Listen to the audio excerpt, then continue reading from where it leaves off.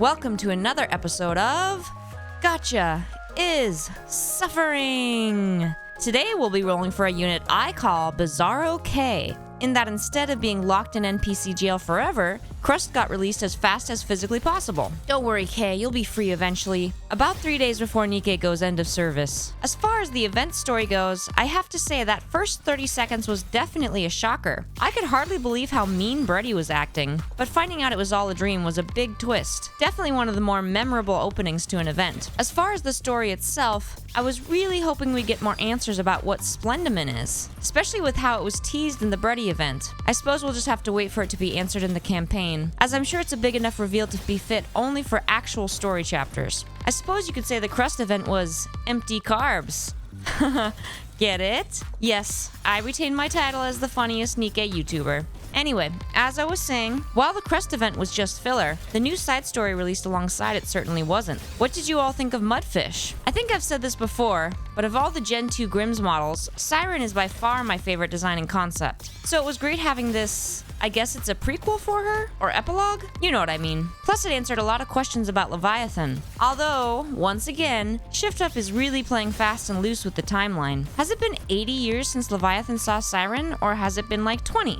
I guess it doesn't really matter. Also, that gluttony design was freaky. It's nice they remembered it exists and revealed what it looks like. I don't think it's been mentioned since Red Ash.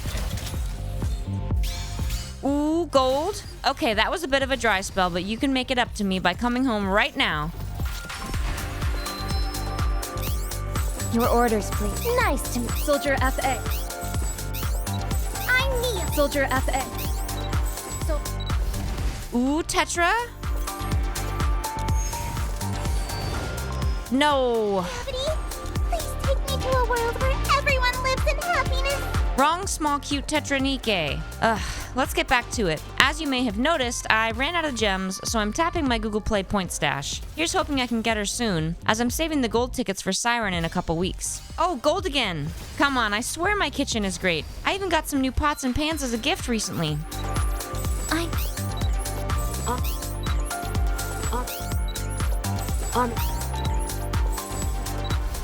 Oh, Tetra?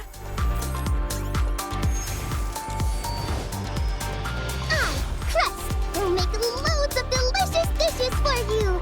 Yes! About time, CRUST. I have to say, the service at this restaurant sure is slow. Alright, that's it for easy mode.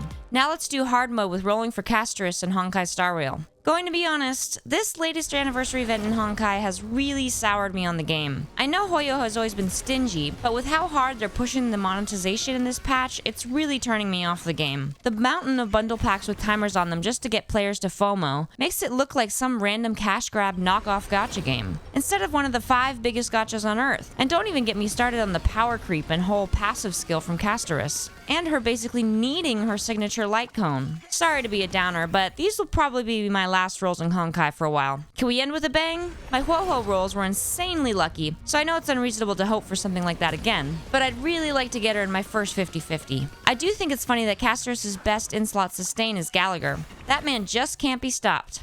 Not that I'm complaining. Given how expensive everything else is in this game, it's great that a free-to-play unit is basically the, 4th best sustain in the game? It's funny if you think about it. He's like the Darth Plagueis of Honkai. He could sustain others, but not himself. You know, because he dies. Or I guess technically wasn't ever really alive? Back to CASTORICE. It's also funny how her passive is set to change the Honkai meta forever, just like Castoria did in FGO. Is it something about a name that has Castor in it that makes a unit absurdly broken? Well, I guess not, since Medea was never meta. Which is weird, considering she was a main character in the original Fate Stay Night. Well, some of the roots anyway. And I always liked her design. Very simple yet memorable, and not relying on the lewdness of something like Medusa's design. Then again, it was only the blondes in that story that really stood the test of time in terms of power level, despite Emiya getting like 70 buffs over the years. I wonder if Honkai's version of Emiya will be meta. I mean, even if he is, with the rate of power creep, he'll stop being meta in like 3 patches. Alright, we should be coming up on pity now. Maybe I should just play luck up to 11 to boost my gacha luck. Oh, who am I kidding? I'm a streamer. I'll just rely on that. It never fails except for when it does, which, if the CRUST rolls are anything to go by, is often.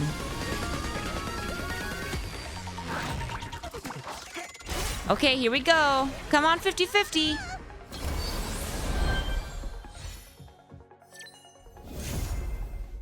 And of course not. I guess we know that new choose your failed 50-50 unit system is working. That's my first seal. I'll never use her, but I guess for completion's sake, it's nice to have her. Guess we're going to hard pity. I will say the CASTORICE attack animations are amazing. That dragon is so cool. Speaking of, well, there's really no way to make the transition to the next topic. So yeah, how about that Rappy versus Cinderella poll? I think you all know I'm voting for Snow White, obviously, but between the two, I'd say I prefer a Rappy win. Also, I'm recording this before the poll closes, so I don't know who won, FYI. But yeah, like I was saying, I hope Rappy wins. It'd be great if she gets an alternate skin. One, because I don't exactly love her redesign and would like it if she got another option. Two, Cinderella already has an amazing alternate skin in her Glass Princess Gacha skin. Does she really need a third appearance? And finally, between the two, Rappy Red Hood is the more meta unit. Cinderella is more of a flex DPS. So since Rappy is going to be on every team, it'd be nice for her to get a different appearance. And that's all I have to say about that. Thank you for coming to my TED Talk. Refreshments are in the back, and make sure to buy a copy of my upcoming book, Gacha is Suffering. Why Google Play gift cards are the best Christmas present. I hope you've all been enjoying my live streams. Remember, it's every weeknight at 8 p.m. Pacific Standard Time. We actually are about to celebrate 1 year since the first song came out on the channel. Hard to believe it's already been a year. Thanks again to each and every one of you for your support. I would never have had the motivation to put out over 100 videos, including around 40 songs. And getting to live stream has been really fun too. I hope the channel can keep growing and I get to bring you all new and exciting content in the years to come. Alright, I think we're coming up on the end here. Haven't hit hard pity in Honkai in a while. I guess that's fitting for the last roll for a while, innit, huh? I will say, despite its age, I still think FGO has the best rolling animation in any gacha. That new one with Draco was so epic with the lights around Mash's shield dimming and going out. Amazing how such an old game can still do new tricks like that. Now, if only they could do the trick of fixing their 2010 era UI. Okay, CASTORICE, you've played hard to get for long enough. Come home already.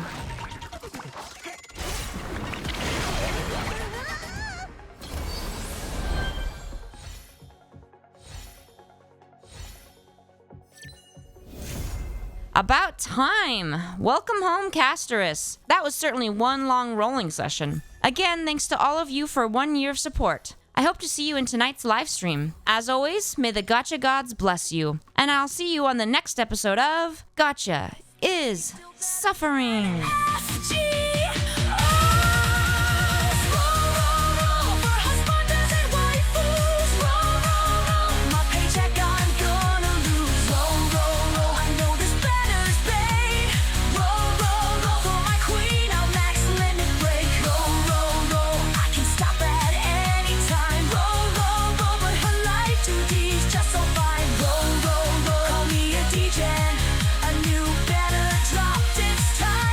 Start again.